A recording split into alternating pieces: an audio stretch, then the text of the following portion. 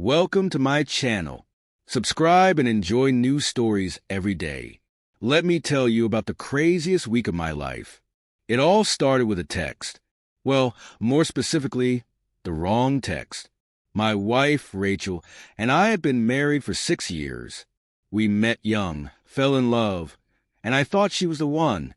But recently, she had been acting differently, staying late at work, glued to her phone and getting all dressed up for meetings. I had my suspicions, but I kept telling myself, don't be that guy. Trust your wife. Then one Friday night, while I was on the couch watching TV, my phone buzzed. It was a message from Rachel. I opened it, and there it was, a love letter. But the shocking part, it wasn't for me. It was full of sweet words like, I can't stop thinking about you, and I wish I could see you tonight. My stomach sank as I read it. At first, I thought it was a joke, but at the end she wrote, yours always, Rachel, followed by, can't wait to see you at the office tomorrow. That's when it clicked. It was for her boss. I sat there for a moment, staring at the message, my heart racing. I didn't react right away. Instead, I replied, are you sure you meant to send this to me? The 3 dots popped up, then disappeared, then popped up again. Finally, she replied, can we talk? No apology, no denial, just, can we talk? I replied, we'll talk when you get home. When she came in later, she looked terrified. She tried to explain, saying it was just flirting and that it didn't mean anything, but I wasn't buying it. I told her, if it's nothing, let's see your phone. That's when she froze. I grabbed it off the counter before she could stop me, and the things I found, well, let's just say it was much more than flirting. At that point, I wasn't just hurt, I was furious. But instead of losing control, I kept calm. I told her, don't worry, we'll figure this out. She thought I was going to forgive her, but I wasn't done. While she was asleep, I started digging through her phone. I went through everything, emails, messages, even LinkedIn. I discovered that her boss, Mr. Perfect in a suit, was married with 2 kids, and he had been using company funds for some of their secret dates. I wasn't going to let this slide. Not a chance. The next morning, I anonymously emailed HR at his company, sending them all the evidence, texts, emails, even receipts from the fancy dinners they charged to the company. By the end of the week, both of them were fired. But I didn't stop there. I also sent everything to his wife.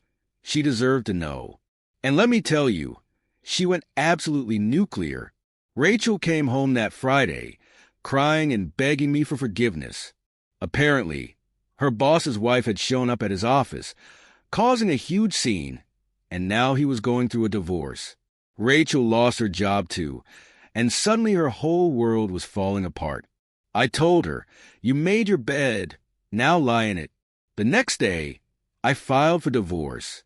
You'd think that was the end, but the cherry on top? Her boss tried to contact me, wanting to clear the air. I told him to go screw himself, and blocked his number. Funny thing is, I never thought I'd be the kind of guy who could walk away from something like this without completely losing it. Don't get me wrong, it hurt like hell. There were nights I sat in my new apartment, staring at the walls, wondering where it all went wrong. But over time, I realized something. Rachel's betrayal said more about her than it ever did about me. I've spent the last year rebuilding. Therapy helped a lot. It gave me space to process everything and figure out who I am outside of being Rachel's husband. Turns out I'm much stronger than I thought. Karma has a funny way of working. Here's the kicker. About 6 months ago, I ran into Rachel at a grocery store. She looked rough, not the put-together, career-driven woman I had married. She tried to make small talk, but I wasn't interested. Then, out of nowhere, she blurted out, I miss us. I almost laughed. Us. I said, Rachel, there hasn't been an us since the day you sent me that text. She got teary-eyed and started talking about how she had made a mistake, how she thought about me every day, and how her life had fallen apart. Apparently, Her ex-boss had ghosted her after losing his job and his wife. She'd been hopping from job to job ever since, and no one in our old circle wanted much to do with her anymore. I let her finish her monologue, then told her, "I hope you find what you're looking for, but I'm not it." And I walked away. Fast forward to now, and life is better than I ever imagined. I'm dating someone new, Jessica. She's kind, funny, and most importantly, honest. It's refreshing to be with someone who doesn't make me second-guess everything. I've also started volunteering at a local organization that helps people get back on their feet after tough breakups and divorces.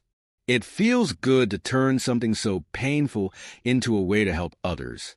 Every now and then, I hear little updates about Rachel. Apparently, she's still trying to find herself. She even reached out a few weeks ago, sending me a long email apologizing for everything and asking to grab coffee. I didn't bother responding. Here's the thing, I'm done looking back. Rachel's just a chapter in my story, and I've already moved on to a much better one. Moral of the story, don't let someone else's mistakes define you. And if life hands you a betrayal as big as mine, use it as fuel to build something better. Trust me, there's no sweeter revenge than living a life they can only dream of. Thanks for watching and listening to my story. Don't forget to subscribe for more videos like this.